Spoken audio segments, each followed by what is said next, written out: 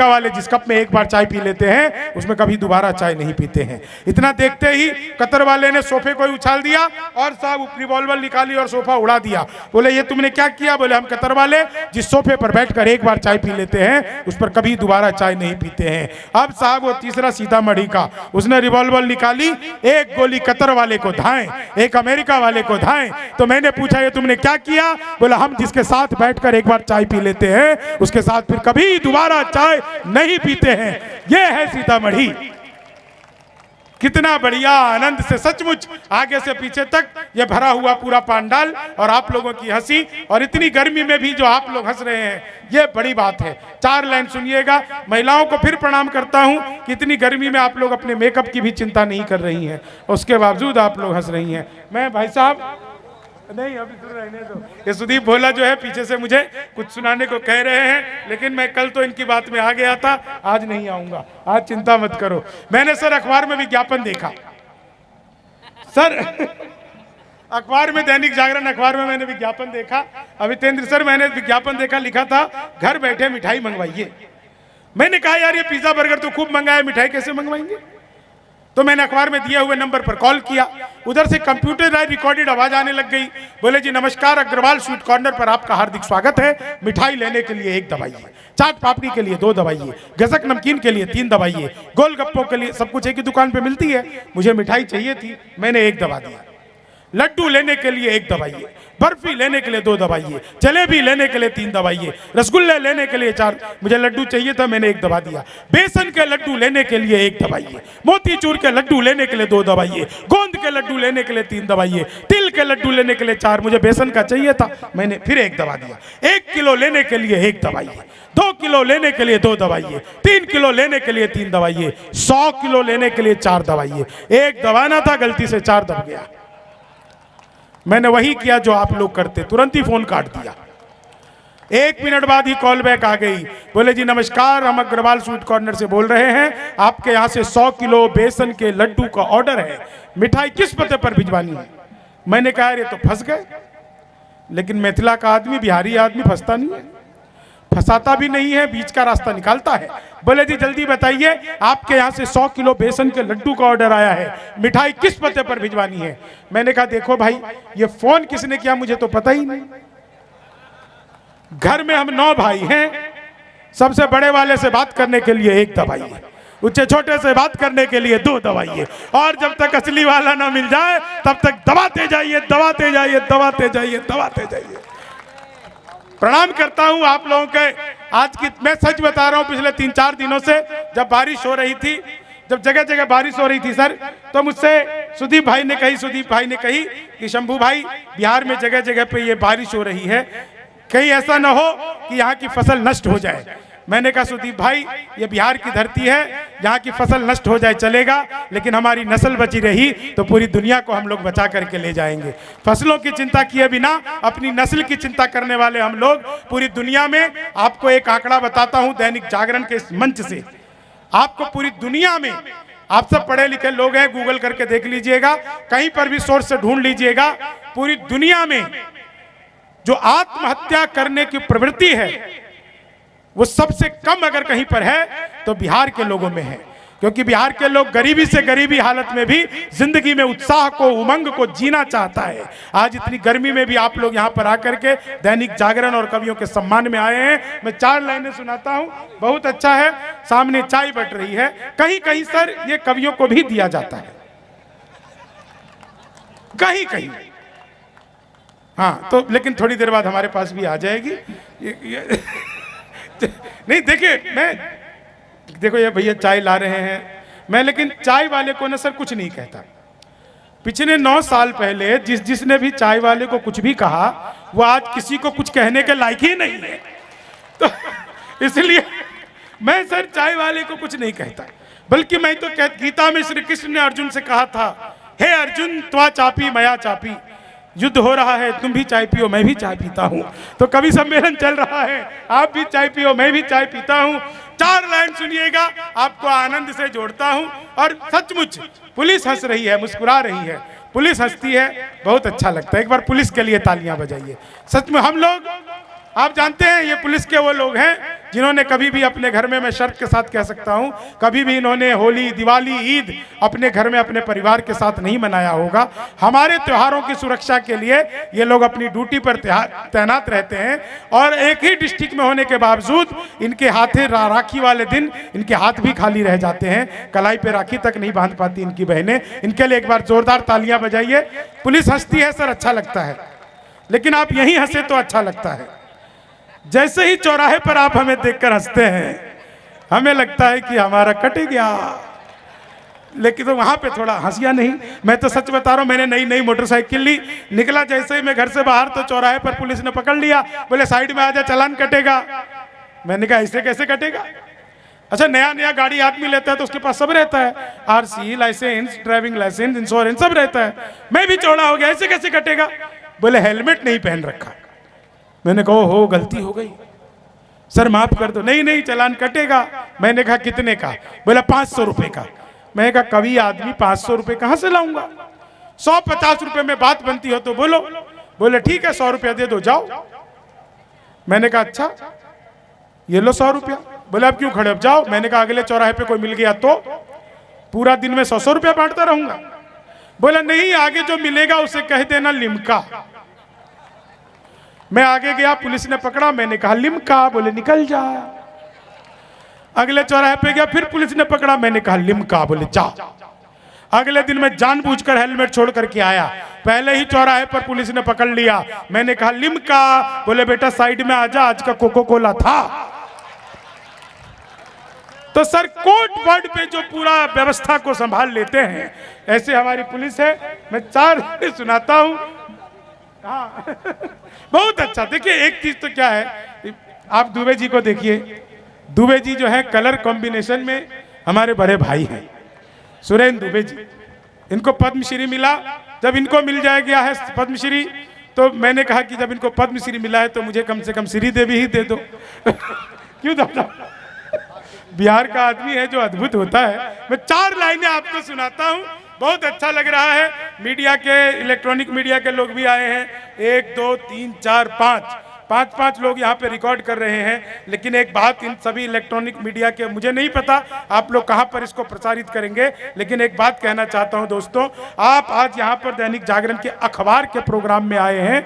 आज के इस संक्रमण की संस्कृति में पूरी जब मास कम्युनिकेशन का एक चाल बैठ गया है, टीवी चैनल के 1,000 चैनलों पर 1,000 खबरें, 1,000 एंकर जब पढ़ रही होती है, उसकी बातों पर आपको कभी यकीन होता नहीं पूरी तरह से। लेकिन अखबार में अगर एक लाइन छप जाए तो वो आपके ऊपर एक सच के रूप में, एक कोर्ट में भी उसकी वैल्यू होती है कि अखबार में बात छपी है, इसलिए अखबार का वैल्यू रखिएगा।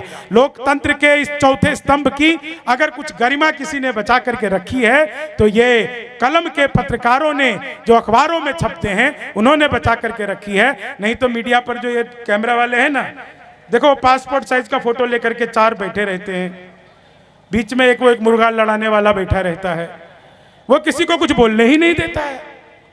देश जानना, तब देश को तुमको क्या मतलब है साहब? ई गई रिया इधर, ई गई रिया उधर, इसी में पूरा दिन हम लोगों का बीत जाता है। लेकिन अभी भी वो लोग हैं जो अखबारों को अपने दम पर चला रहे हैं। एक बार अखबार के लिए तालियां बजाइए फिर से। मैं 4 लाइन सुनाता हूं। हमारा बिहार साहब अद्भुत है। ये लोग पिछले 5-6 दिन से बिहार घूम रहे हैं और ये मुझे हमेशा कह रहे हैं जब से मिथिलांचल की धरती पर प्रवेश किया है कि यार यहाँ पर इतनी हरियाली है, इतनी हरियाली है, यहाँ पर इतनी खुशहाली है, इतने लोग आनंद में जी रहे हैं। मैं 4 लाइनें आपको सुनाता हूँ, आपको आनंद आ जाएगा। आप सब जानते हैं कि मैं गा गा कर हास्य सुनाता हूँ, उसमें से 4 लाइन, पहली लाइन सुनिएगा, अच्छी लगी तो ठीक, नहीं तो 7-8 और सुनाऊंगा। हाँ, अच्छी नहीं लगी तो सुनाना पड़ेगा ना, जब तक अच्छी ना लगे। तो इन 4 लाइनों को पहले सुनिएगा। यहाँ पर बाबा के लिए चाय आ गई है, मेरी चाय नहीं है। देखो मेरे लिए 2 कप रखना, एक ठंडी हो जाएगी, दूसरा पीऊंगा। ये सुदीप भाई बोल रहे थे यार आज ना क्या बताऊं तुम्हें, फलाना ढिमकाना, बहुत ज्यादा ऐसा, मतलब एकदम दिमाग इनका भ्रष्ट हो गया था आज गर्मी से। तो बहुत अद्भुत कवि है। क्या इधर साइड में मत लड़िए, सामने लड़िए, आइए। नहीं, मिथिला का आदमी सर आपस में बात भी करता है ना कई बार, तो ऐसा लगता है कि लड़े रहा है, क्योंकि प्यार में भी बोलता है तो बहुत अच्छा बोलता है। और मैं सुदीप भाई बता रहा हूँ, क्या करूँ मुझे पीछे से बहुत प्रोत्साहित कर रहे हैं, सुरेंद्र दुबे जी कह रहे हैं वो सुनाओ वो सुनाओ, लेकिन मैं आपको बताऊं 4 लाइन सुनना। हाँ, अभी बिहार में जो लोग, मुझे कुछ नेता लोग मिलते हैं जो पहले पूर्व थे, फिर वो वर्तमान हो गए, जो वर्तमान थे वो कब पूर्व हो जाए पता नहीं चलता, क्योंकि हमारे नीतीश बाबू कब पलट जाएं इसकी गारंटी सरकार भी नहीं ले सकती है।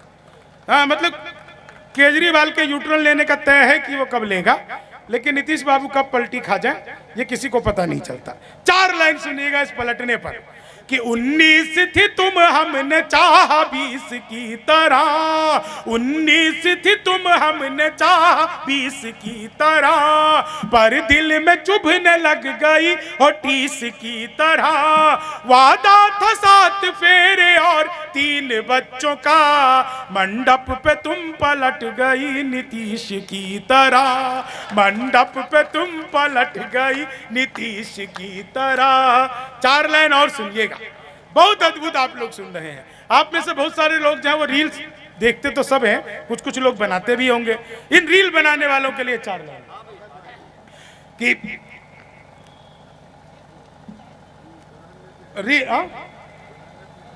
रुक जाओ भाई, वो पीछे से कह रहे कि वो सुनाओ, सुनो तो पहले मैं सुना ही देता हूँ। ये बार बार जो है मेरे को कल से ही सुदीप बोला।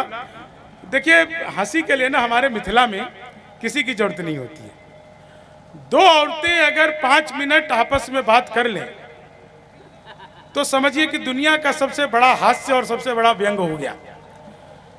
तो दुगो मौगी आपस में गप करे छथिन, मौगी बुझे छिए ने, मनसा के कन्या ओकरे तो दुगो मौगी आपस में गप करे जे, ए बहिना सुनू, ई मोदी जी जे लेटरिन भेजने छले से आयल, दोसर कहलखिन हाँ आयल तो छेला, आधा मुखिया खा गेल।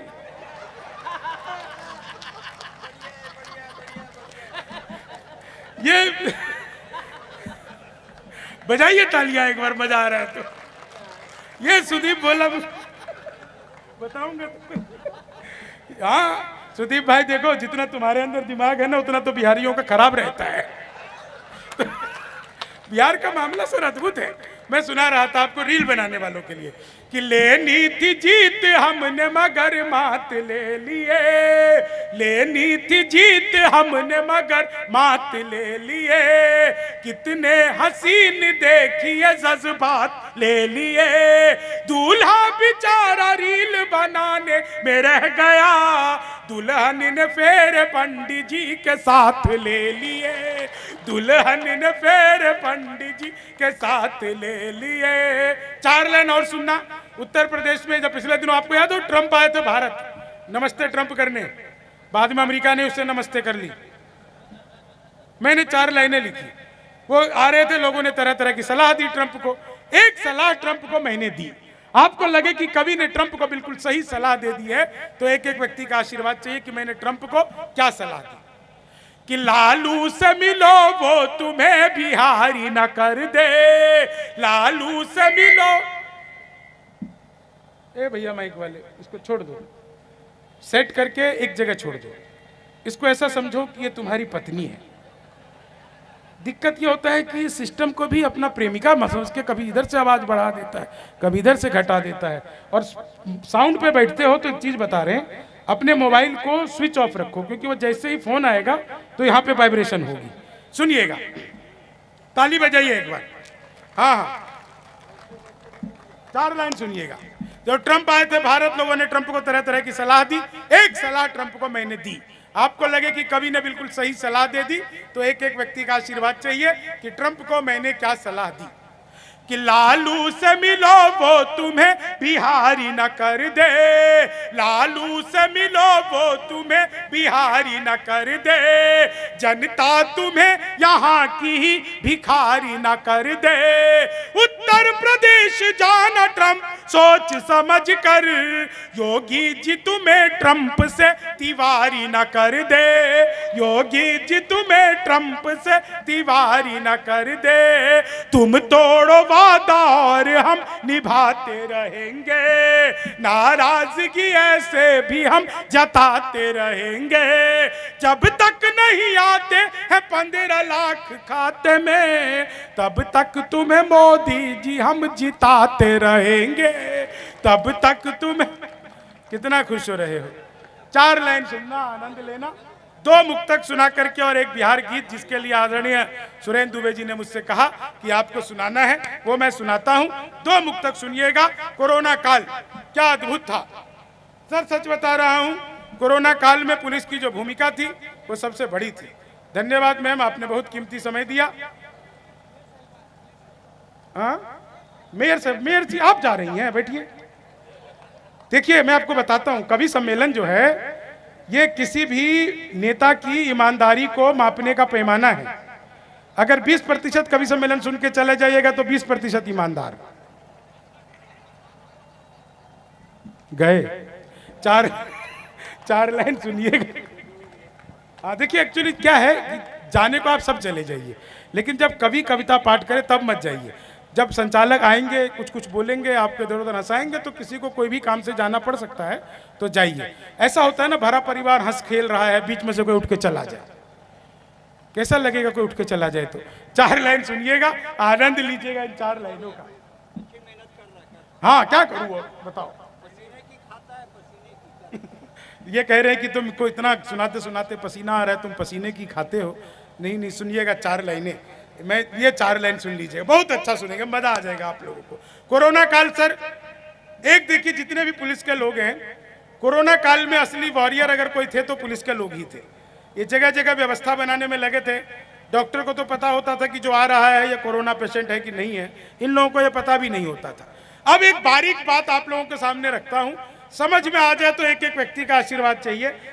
मैं पूरा लॉकडाउन लगा हुआ था, घर में बैठा हुआ, टीवी पे एकदम से खबरें आ रही कि आज इतने कोरोना पॉजिटिव, कल इतने ऑक्सीजन कम, ये वो।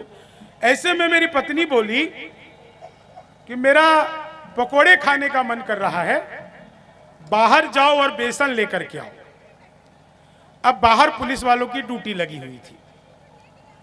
मैं घर से निकला बेसन लेने, सूजी लेकर वापस आया।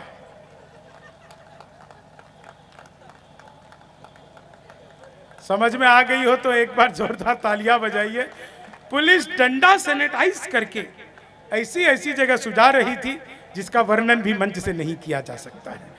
लेकिन मैं आपकी कितना आनंद से सुन रहे हैं। कोरोना काल की 4 लाइनें सुनिएगा कि बातों में वो पहले से अधिक मीन हो गई।